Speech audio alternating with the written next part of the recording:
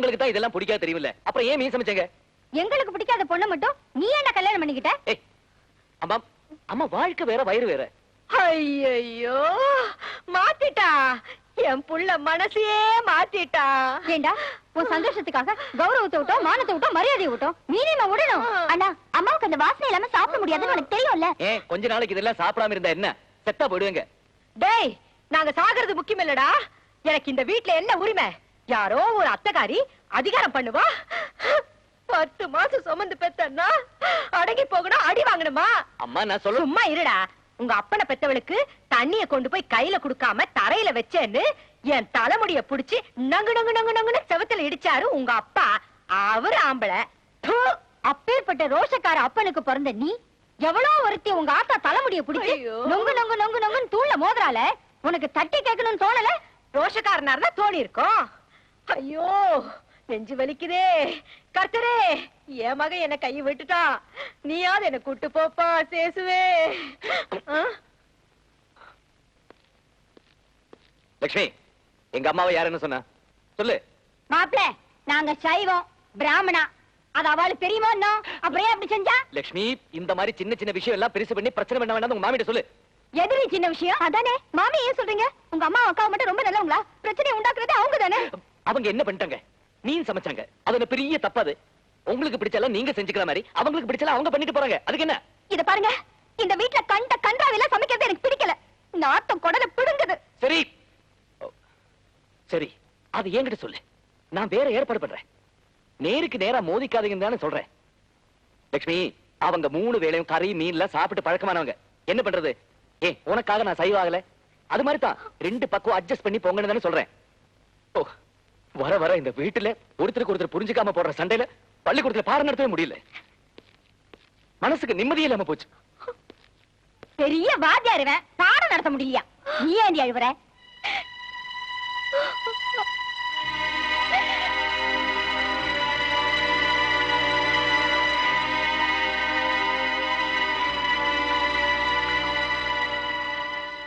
ஏங்க, இப்படி அடுப்ப வெளியே வச்சு சமைக்கிறீங்களே, அக்கம் பக்கத்துல இருக்கிறவங்க பார்த்தா நம்மளை பத்தி என்ன நினைப்பாங்க? என்ன நினைப்பாங்க? பெத்தவளுக்கும் கூட பிறந்தவளுக்கும் இல்லாத அதிகாரம் இங்க இருக்காள ஒருத்தி, மூக்க சுத்தின உறவு உன் அத்தை, அவளுக்கு இருக்குன்னு பேசிக்க போறாங்க. இது பாருங்க, நம்ம வீட்டுக்குள்ள எது நடந்தாலும் 4 செவத்துக்குள்ளதான் நடக்கணும். உலவாய மூடினாலும் ஊர்வாய மூட முடியுமா? ஊர்வாய் எதுக்கு மூடணும்? உன் அத்தை செஞ்சதான் ஊரே சிரிச்சு கிடக்க. நான் பெத்தது சரியில்லை, அதனாலதான் கண்ட கண்ட பேய் வாயில எல்லாம் நுழைஞ்சு வர வேண்டியதா இருக்கு.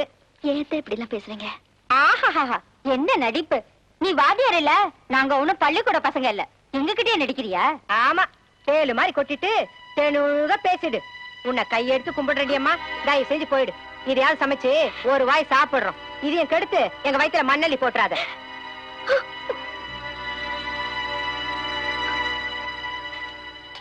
ஏ மாமி, குழந்தைய பார்க்க வந்த இடத்துல குருக்ஷேத்திரம் இந்த மாதிரி ஏன் சண்டை போட்டுட்டு இருக்கீங்க?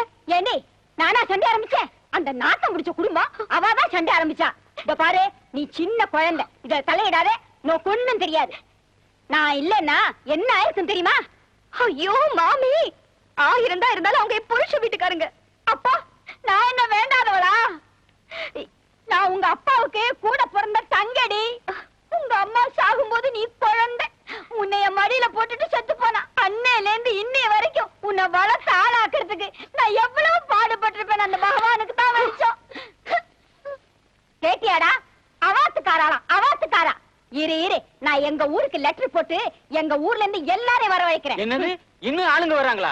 இப்பவே அடுப்பு கடுப்பாகி அப்பப்ப என் மூஞ்சல காரி துப்புது. இதுல உங்களவங்க வேற வந்துட்டாங்க. பொங்கல் புளியோதரைன்னு போட்டு மாளாது. பெரிய சமையல் வாயில வைக்க முடியல. ஏ ரோசி, உன் லெட்டர் பார்த்ததும் உன் மாமியார் கிளம்பி வருமா? நீ ஒண்ணுமா, ரொம்ப கலையிற கழுவி அது. யார் வீட்லயாவது குழப்பம் பண்ண முடியுமான்னு எதிர்பார்த்துக்கிட்டே இருக்கும். பக்குவமா எழுதிருக்கல. படிக்கிறேன் கேளு. அன்புள்ள மாமிக்கு, நீங்க இந்த லெட்டர் கிடைச்ச உடனே புறப்பட்டு வரவும். தாமஸ் பொண்டாட்டிக்கு அத்தை ஒத்தி வந்திருக்கா. அந்த அம்மாவுக்கு தலையை விட வாய் தான் பெருசு. நீங்க இங்க வந்து அந்த அம்மாவுக்கு சரிக்கு சரியா பேசினாதான் அது அடங்கும். நான் உங்களை திட்டினத மனசுல வச்சுக்காம புறப்பட்டு வரவும்.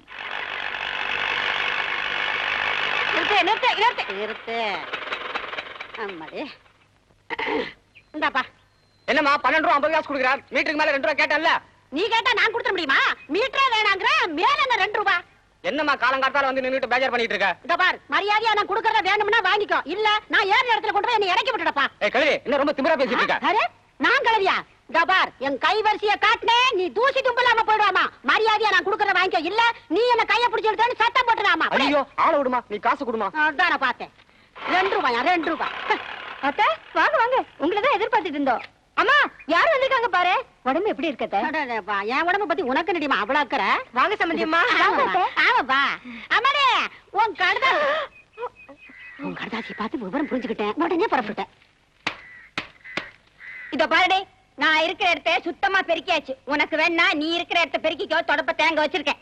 அத்தை இவங்க தான் மீனாட்சி அம்மா. ஓஹோ, லக்ஷ்மியோட அத்தை. இவங்க தான் என் மாமியாரு. மாமியாரா? நான் யாரோ சூழ்நிலை வைக்கிற கிழவின்ல நினைச்சேன். என்னது இது? பொட்டி பையல அடிச்சுட்டு இருக்கா? ஓ, ஊர்ல சோத்துக்கு லாட்டரியோ? எல்லாம் எங்க அத்தைக்கே வாங்க. இவதான்.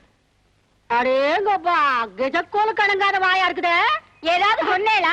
ஒண்ணுலமா, நாங்க வாயே திறக்கலையே. பாத்தீங்களா? சனியன்கள் மூஞ்சிய பார்த்தாலே 3 நாள் சாப்பாடு வேண்டியிருக்காது. ஆத்தாளுக்கு ஒரு மூத்தாளுக்கு ஒரு நொண்டி கைதன்னு யாராரோ வந்துட்டு இருக்கா. என்ன மாமி?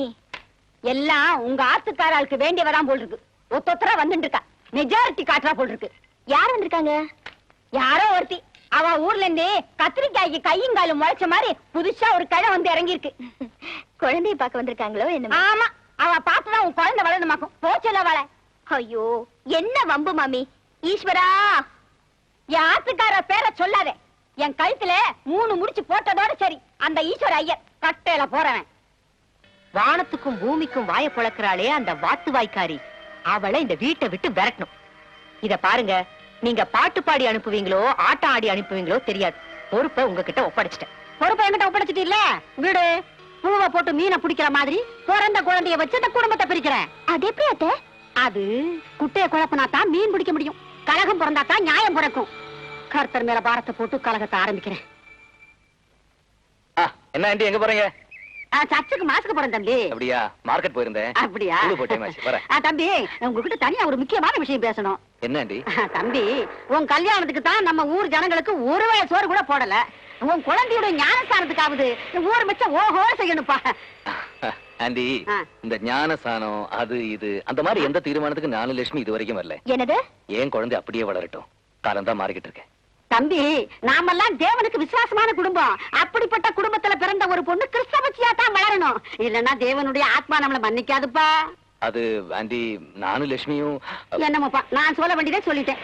2 படகுல கால் வச்சுட்டு ரொம்ப தூரம் சவாரி பண்ண முடியாது. அது கவுத்து விட்டுரும், மூழ்கிடுவோம். இயேசுவே, இஷ்டம். இயேசுவே, இயேசுவே, இயேசுவே.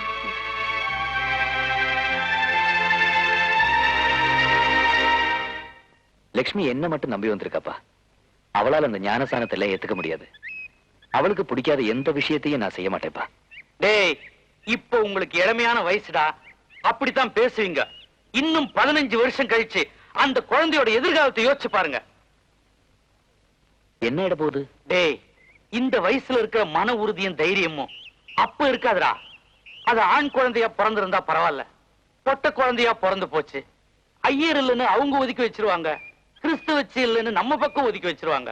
அவ்வளவு ஏன்டா, உன் கல்யாணத்தினாலும் ஜாதி பிரச்சனை வந்தானடா உன் தங்கச்சியோட கல்யாணம் இத்தனை நாள் வரைக்கும் நடக்காம நின்னு போச்சு. அப்பா, டேய், குத்தம் நான் சொல்ல வரலடா. அப்படி நினைச்சிருந்தா குடும்ப கௌரவம்னு கூட பார்க்காம கோர்ட் வாசல் வரைக்கும் போயிருப்பேன். டேய், பள்ளிக்கூடம் காலேஜ் வேலைன்னு சேரும் பொழுது ஜாதின்னு போட்டிருக்கிற இடத்துல என்னடா போடுவ?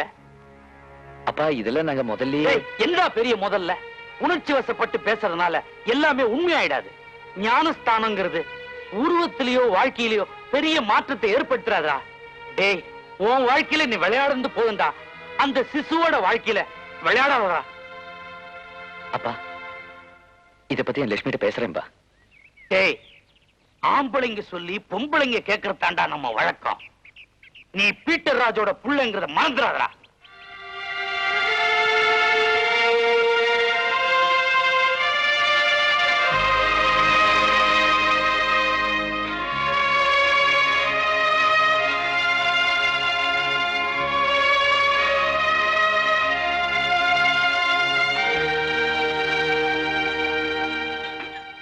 சார் டைம் ஆச்சு, இன்னும் வீட்டுக்கு போறீங்களா?